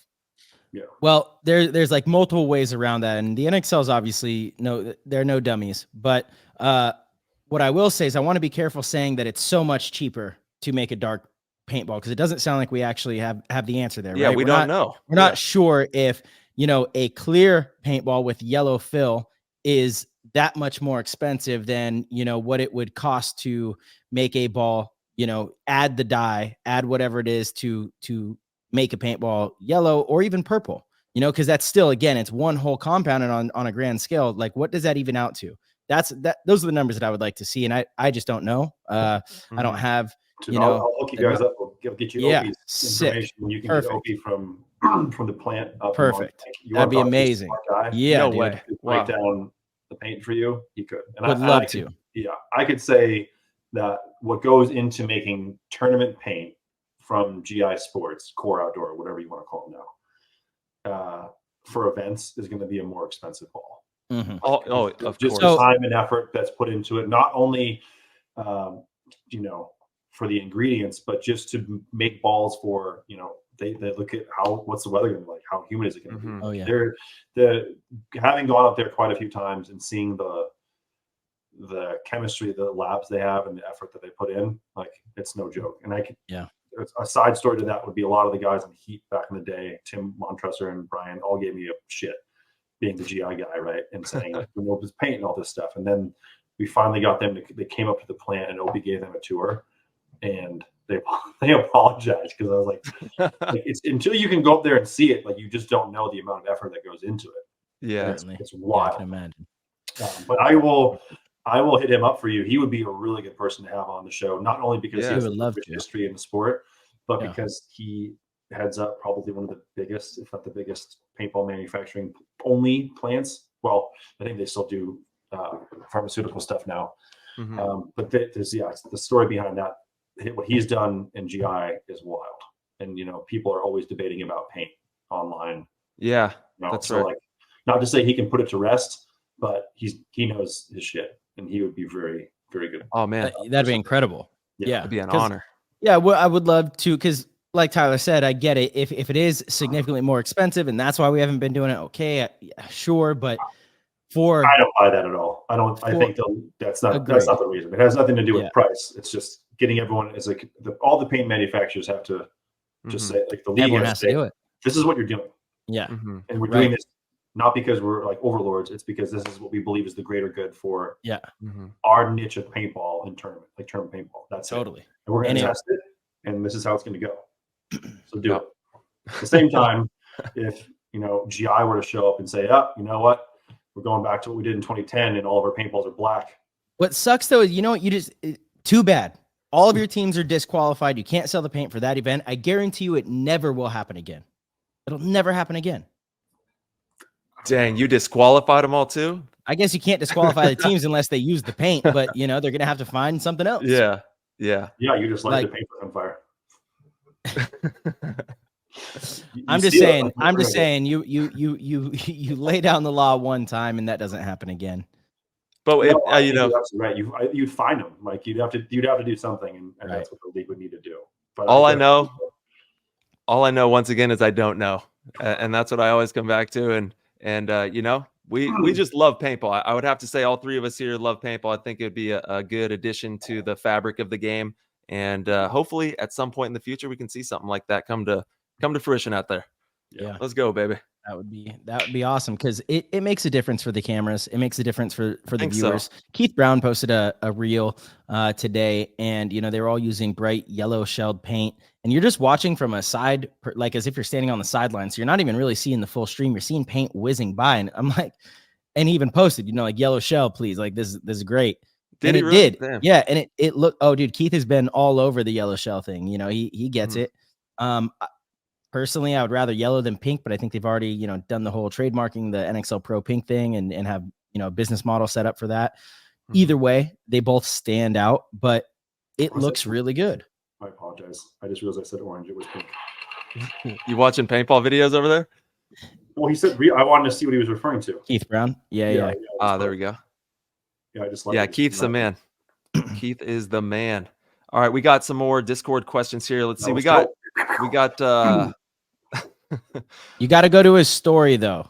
I did. I saw him. Bright shell only. Yep. And he's getting that work. Swaggy. So nasty. It makes me think of the old PMI Evo ball, the orange and the yellow.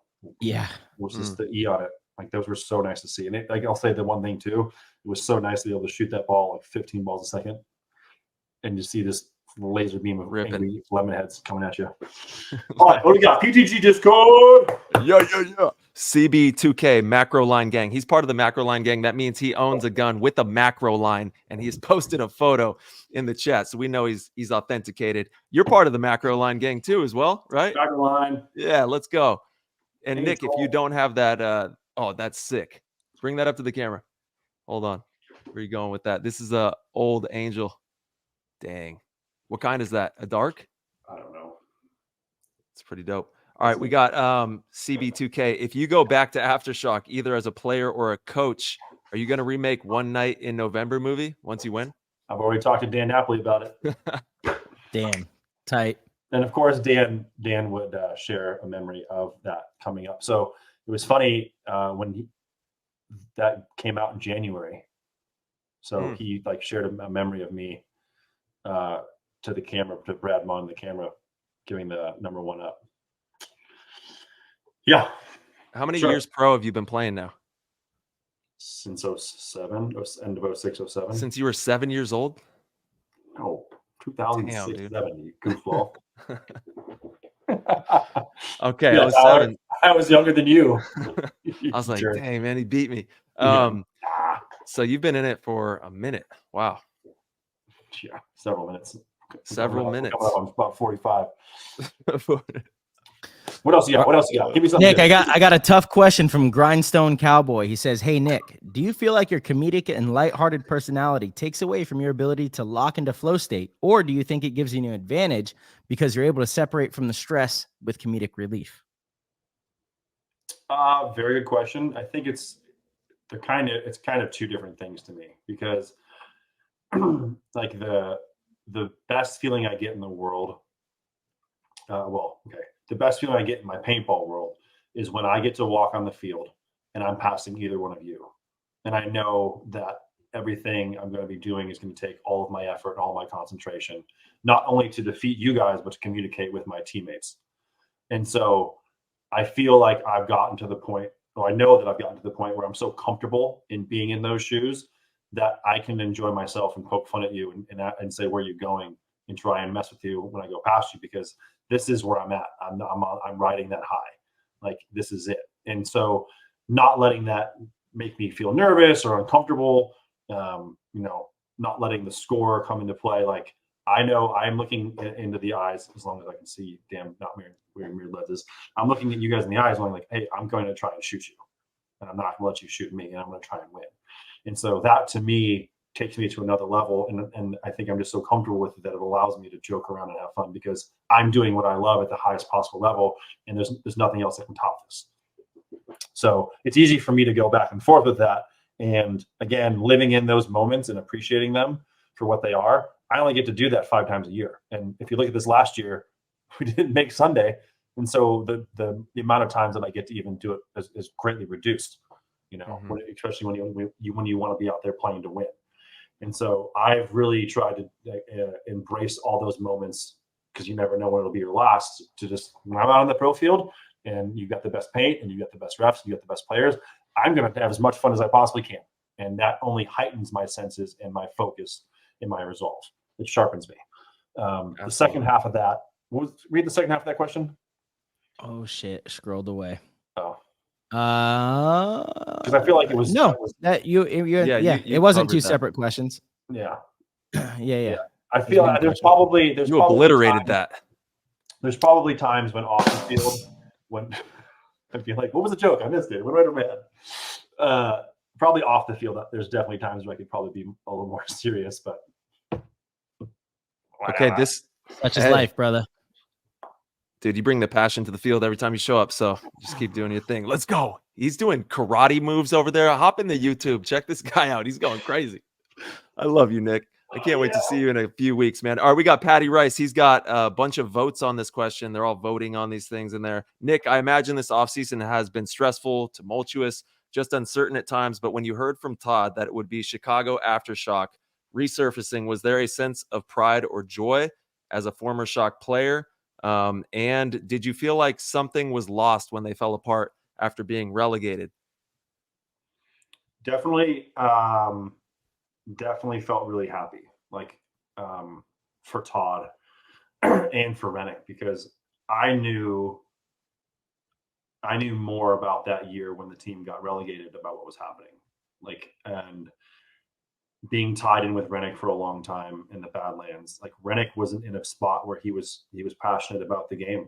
He lost that fire. He admitted it. Like, it's one of the things, like a lot of people that I came up with playing for Shock felt like Rennick didn't care, but he had a lot of stuff going on in his life where he went through a divorce. He had issues, you know, it was tough, you know, with the economy. He had at one point, I think 4 or 5 Bad Boys toy stores. It got reduced to 1, and then it got reduced to now everything's at the field. You know, he sold Shock Tech to Daniel Love. He had a lot of other things going on in his life that dissipated his passion for the game, and he couldn't focus on the team. So he said to everybody, and Mike Bruno can back this up, that at the end of 2018, Shock wasn't going to be pro no matter. They could have won World Cup. Shock wasn't going to be there for 2019. And that was tough to hear. It was even tougher that didn't like they couldn't have gone out and it been bittersweet with a win. You know, kind of like like Houston Heat, right? Like, or not Houston Heat, but Shock in 2011. Like, we won. The year sucked, but we won Vegas. We had a decent year in 7, man. I think we took 3rd in the series, and then half the guys leave to go play for Infamous. Scum suckers. Mothers, dude. But like, I had a relationship with Rennick where I would go in, I would dude, mothers, I'm still pissed about that. Scum suckers. Yeah, there's a couple colorful words that came to my head that I figured I should just Bubba. A sucker word, whatever. Like, Rennick would he'd give you anything if you walked into the store. Like, he would, and like he couldn't afford to provide. You know, everyone wanted to play both days every weekend. He couldn't afford the paint. Like, he had to sustain the team. He had to keep the field running, and he was losing ground everywhere. Right, online sales, just other stuff going on, and so I mean that hurt. Like, to have to choose a step. I didn't want to play for any other team in my life than Shock. Like, I was like, this is the team I grew up watching. I emulated. Which I think there's a question about like who I looked up to. We'll get to that. That's the one question I kind of remember. But so for it to come back, like, it made me feel really good, especially knowing it was Todd. It was knowing someone that had earned victories in titles and had put Aftershock on the map, and was someone that I looked up to. That was at the helm of the team, and that Rennick was involved and had some resurgence to it. Because like, it sucked to think, you know, that the team was gone away. And that's one of the things that sucks too, is like, I was like, man, I did what Todd Adamson and Billy did. They left Aftershock, they went to the Ironmen, they won, and then they retired. So I thought, hey, I'll retire with the Ironmen. You know, I went from the blue dye team to the red dye team, won with both. Life's great. And now you're on the green one. I did play for a green one. Now you're heading back. And that was blue. They're blue. Not gonna be green. Oh, that's right. They were a green. That was in the past. When from 08 to 09, when Aftershock went from dye to planned Eclipse changed. They took the colors from blue to green. But yes, historically, Shock has always been blue. And Dougie Fresh, you got to change your name in the Discord to Dougie Fresh now. Nick, while you were coming up through the divisions, who did you try to model your play style after? So I think that's kind of what you were hinting on. Were there any other players that you came up with that you modeled your play style after, from obviously growing up in that area? So it was Brian LB Fow. Oh yeah, Mr. Fow. He's out here in the desert, and he is all-time GOAT. He was working for PMI at the time. Good friends with Jeremy. They had a lot of history coming up and playing together on different teams on Avalanche. And so we would get together a lot with him and go down to the city with Psalm and with LB. And a lot of times I would find myself traveling to events, and he'd be there, and he'd give me rides to and from the airport. And he helped out our divisional team a lot through Empire. And it was always someone that like I could turn to and ask questions, and I felt like he would just, would just give me a straight up answer, like whether, just the truth. And so he definitely was a big inspiration and someone I followed, and watching how he played and how I wanted to play. Like, he's a beast. Yeah. Absolutely. Yeah. Outside of that, one of the best. He's one of the best for the time that he played for, without a doubt, was one of the best players to play in those time periods. Yeah. Outside of that, it would be like Shock. It was the kids on Shock. It was Kenny Camper, Travis Day, it was when Danny Tiljack got picked up by Dynasty. You know, the diamond in the rough. He went and played there. Brandon Mayo, who played for Philly, and then he played for Avalanche. Mm-hmm. LB, I think, was like the one adult that stood out the most, and then everyone else was just my peers that were at that age, right? But then, being a Shock fan, it was like, screw Dynasty, they stole a World Cup. Everyone hates the Philly All-Americans. You know. And the funny thing about all those names that you just said, I'll bet you every single one of them could pick up a paintball gun right now and go and be dominant out there on the field still. Yeah, and secretly, my dark horses, the people I looked up to a lot was all the Trauma guys, Mm-hmm. Juder and Summers Sure. and Tyler and Lucian. Like that was like it's one thing I think where Dynasty, because of how the success they had at the pro level, got a lot of limelight for being that group of friends. But Trauma won, I think, they won every 10-man amateur there was. Then they made it into a franchise NXL team, and they won the first year. Mm-hmm. And that's the same homegrown farm team. And then the bittersweet, I guess I shouldn't say bittersweet. The crazy thing about that is that the 06, it was 06, where was it? Like Nebraska. We played them in our bracket, and because we beat them as Shock, they didn't qualify for World Cup that year, because that's how that went. And then they disbanded. Oh, that's crazy. Yeah. I actually I played with Lucian on Oakland Blast, and we won a Huntington Beach against Impact out there. Dude. In like the before. I remember that. Yeah, early years. Mm-hmm. Yeah, in like 07 or something. Way back then. I joked around years ago when I got cut from Heat. People were asking where I was going to go, and I took a selfie with me wearing a Trauma jersey and said, "Trauma's back." And a bunch of those guys commented like, "We should come back," and I was like, "Oh my god!" Yeah, they're ready, dude. They're ready. Yeah. And once again, a bunch of dogs. You know, they could pick up guns and be dominant out there. Yeah. Solid paintball players. Matrices. Yep, you got one in your hands right there. That's crazy. Well, Nick, we can't thank you enough for your time, the energy, the passion, the love that you bring to the game, the fire, and we're looking forward to seeing you in a couple weeks out here in Texas.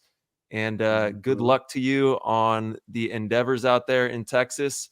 Give us the weather forecast in the PTG World Chat, and we'll stay tuned in. Dude, I checked. It's supposed to be like in the lower 70s. It's going to be nice. No way. Really? It's in the 70s now. Yeah, nice. Oh, you're in for a cold front, though. It's in like 2 weeks, bro. Whatever. Dude, we got 30 degrees here, and we got 5 inches. Yeah. So it's nice. But yeah, thank you guys. Appreciate you guys and all the effort you put into doing the shows, being active in the Discord, and being positive role models for paintball players worldwide. Hell yeah, brother. All love, thank you, baby. Nick. You're the man. Appreciate you. Can't wait to see you soon. Keep us posted on the Aftershock weekend. We got to get you on, like maybe the Tuesday right after. Yep. Yeah, I mean, sure. Just say sure. Or Todd, we'll call you. Hook you up. You gotta get Todd Adamson on here. I know. I've been wanting to. I've been talking to Todd. He was supposed to call me yesterday morning. He was supposed to call me today. He's a busy man. He's a busy man. He's got a lot going on. Yes, I'll tell you this. In doing jerseys for them, I actually just got a design came through. Todd is working it to not only do things that no one's done for the team, but for the league. A little insider info. Love that. Okay. Sick. He's getting some outside sponsors. Wow. That's interesting. Oh. He's gonna be making some waves for everybody. That'll affect everyone in the tournament scene in the NXL. Really? Wow. Yeah. Well, we definitely got to give you a call once you get back from that, and we'll dive in soon. We love you. Thanks for everything, brother. Nick. Peace. Yes. Peace. All right, everybody. Thank you guys so much for tuning into the show. As always, if you would like to support, please head over to ptgpaintball.com. Click the orange Patreon link in the top corner. And if you would like to support, just sign up at any level and you'll get access to the Discord. It's an amazing way to get integrated with the community, ask guest questions, become part of the show, and become part of the amazing PTG community. We can't thank you guys enough. Thank you so much, PTG fam, for always asking the greatest questions. You make our guests have a great time, and you make the show so much better. We appreciate you guys tremendously. And as always, we will see you very soon.